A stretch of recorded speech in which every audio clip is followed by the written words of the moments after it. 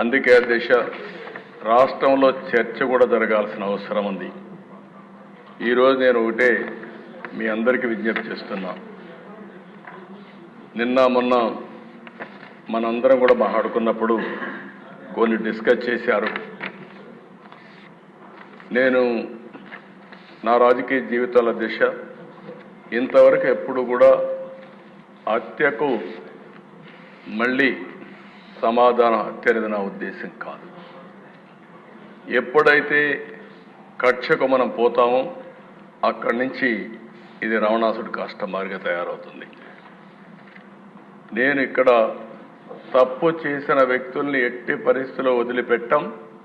తప్పు చేసిన వాళ్ళని చట్టపరంగా శిక్షిస్తాం, దాంట్లో సందేహమే లేదు. కానీ చట్టాన్ని మన చేతుల్లోకి తీసుకుని మేము కూడా ప్రతీకారం తీర్చుకుంటామంటే మాత్రం చాలా సమస్యలు వస్తాయి.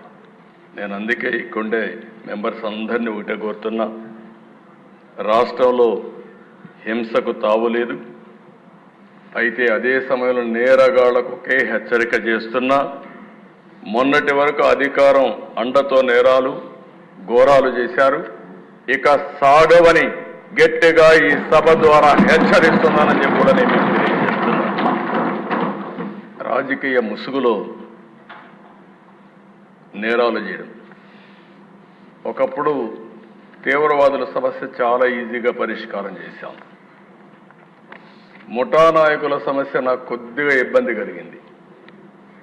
ఎందుకంటే ముఠా నాయకులు అన్నప్పుడు అధ్యక్ష అవతల వాళ్ళు ముఠా నాయకులు అండలు తీసుకున్నప్పుడు యువతల వాళ్ళు కూడా కొద్దిగా గట్టిగా లేకపోతే పోటీ కూడా ఇవ్వలేవని ఫైట్ చేసేవాళ్ళు.